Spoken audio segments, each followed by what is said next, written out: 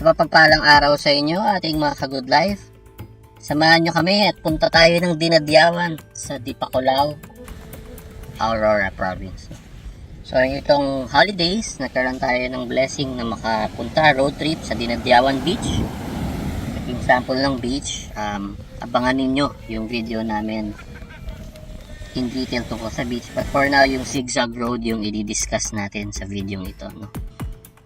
So ito yung preview. This is actually 3 times ng actual speed. So hindi naman kami nag-overspeeding dito sa highway na yan. Binilisan lang namin, otherwise abutin tayo ng ilang oras dito. And I enjoyed the ride, and hopefully you enjoy this video too. See you after the intro.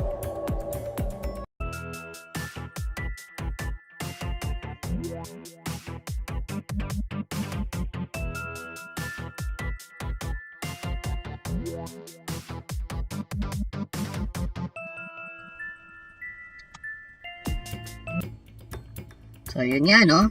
Going to Dinadyawan Beach sa Aurora. We're coming from Quirino Province, no? So ito yung preview based sa Google Maps, ayan, no? Daming liko-liko na dadaanan, no? So it's a good road trip for us during the holidays. And here we'll show you kung ano-ano yung mga dinaanan namin, no? So, from time to time, i-compare namin ito sa Santa Fe. Kasi kung kayo ay taga Quirino, Isabela, Nueva Vizcaya, yan.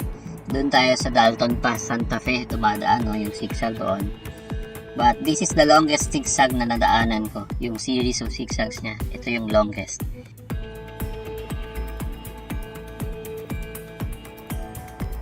So again, coming from Cabarugis, Quirino, it's a 2 to 2.5 hour drive. Kahit walang traffic, guys, yun, ha. Pero kung galing kayo ng Quezon City, let's say, going to Dinadyawan, abutin kayo ng mga 7 to 8 hours.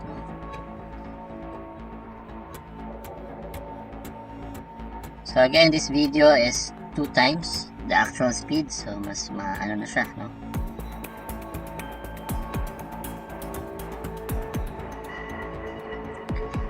So going to Dinadyawan Beach, compared to Santa Fe, Dalton Pass, yun nga, as mentioned, mas maraming zigzag na dadaanin ito, no? Yung Santa Fe kasi mararamdaman mo yun kung pauwi ka to Manila, dadaan ka ng Santa Fe, mararamdaman mo ito na, paakyat na siya, no? Marami ring liko-liko yun, siguro mga 30 minutes, 1 hour, depende sa traffic. Pero once you get to the top, may boundary yun ng Nueva Vizcaya na Ecija, and then after Karanglan na yun, pababa nun, yun na, zigzag ulit, pero alam mong pababa ka na. This time, itong si Dinadyawan, you go up, zigzag, you go down, konting straight, you go up again, you go down again. Ang daming series of ups and downs na ito. But ang kagandahan dito, as you can see here, wala masyadong sasakyan, no? Especially trucks and bus, no? Kasi usually yung trucks and bus, sila yung no offense, sila yung mas mabagal, syempre mas mabigat yung dala nila, like sa Santa Fe nga. Sila rin yung nagkakos ng traffic, no? So minsan mahirap silang overtake safely, lalo na ang daming blind spots kasi nga zigzag. But here, yun, masarap mag-drive, lalo na nitong nakarang holiday, Christmas, New Year season, halos walang tao. Wala ka rin masyadong kasabayan, kasalubong, sa masarap siyang i-road trip, dire-diretso lang, walang traffic.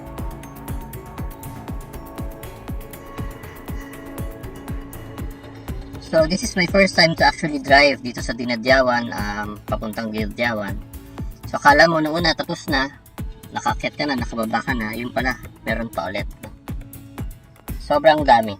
Pero since wala nga sasakyan, it's kinda tempting to overspeed, which you shouldn't do, no? So again, we're not overspeeding here, naka-fast forward yan, yung video na yan. Kasi nga, minsan may mga curve na hindi lang blind curve, but U-turn talaga. Guys, no, mga ka-good life, U-turns, parang pag sobrang bilis mo, baka tumilapong ka sa bangin. Or, pwede ka mag-overshoot sa another lane, tas nagkataon may kasalubong ka pa. So, usually, sa gilid ng daan, bangin. Kung di man bangin, ilog, no? Or kaparaso pang bundok. So, yun din yung ano dito. As you can see here, one lane each lang, salubungan lang talaga siya, no? So compared to the provincial road, kasi yung Santa Fe Dalton Pass, yung Caranglan area na yun, mas maluwag siya. But because it's also designed for the buses and the trucks na makadaan safely and comfortably, no? Dito medyo kahit SUV lang yung dala namin, minsan kakain ka pa talaga ng lane lalo na kung masyadong mabilis yung dating mo, no?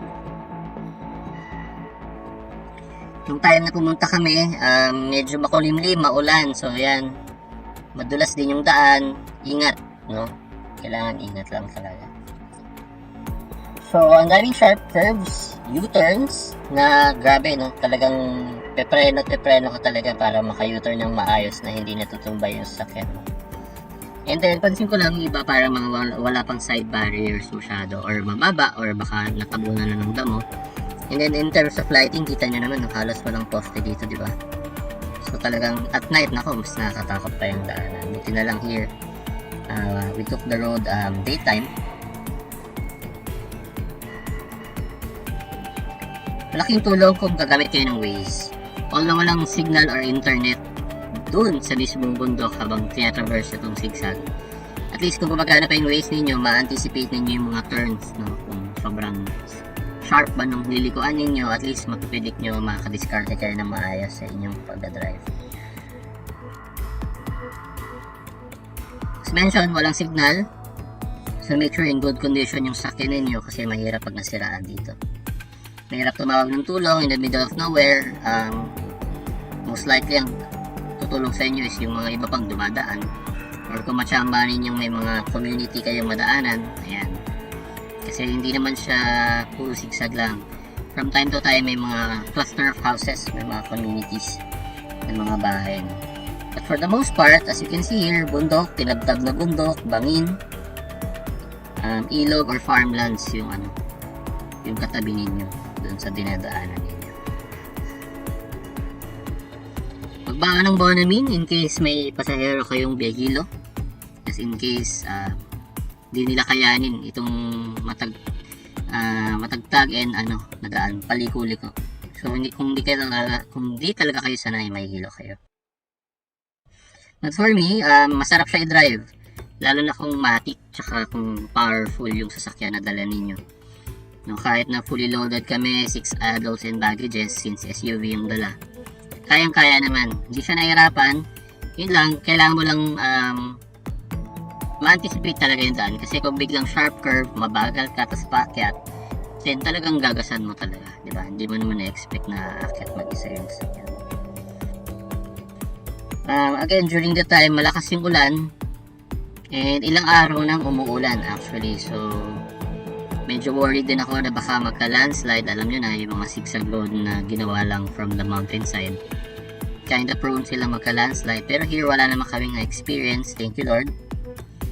And may mga riprap naman dun sa mga ibang hardcore bangin na nakita ko. May mga riprap naman, and then may mga nadaanan din kaming mga ginagawa pang daan actually. So mukhang marami pang mga roads na gagawin dito sa side, no? Since madulas yung daan, never namang nag-skid yung dulong namin, but then again, kung pudpud na yan or kalbo na, make sure nyo lang, no? Marami rin kami nadaan ng nasiraan dito actually, no, na naka-hazard sa gilid.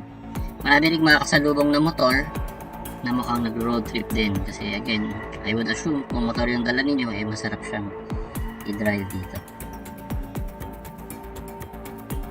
So after 2 hours of driving the zigzag, nakarating kami sa Dipacolao, Aurora for the Dinadyawan Beach.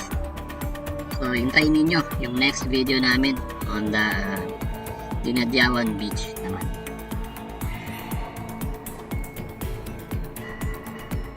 Thank you for watching mga Kahood Life. Sana hindi kayo nahilo, and hopefully magkaroon kayo ng blessing makadaan dito sa road na ito going to Dinadyawan.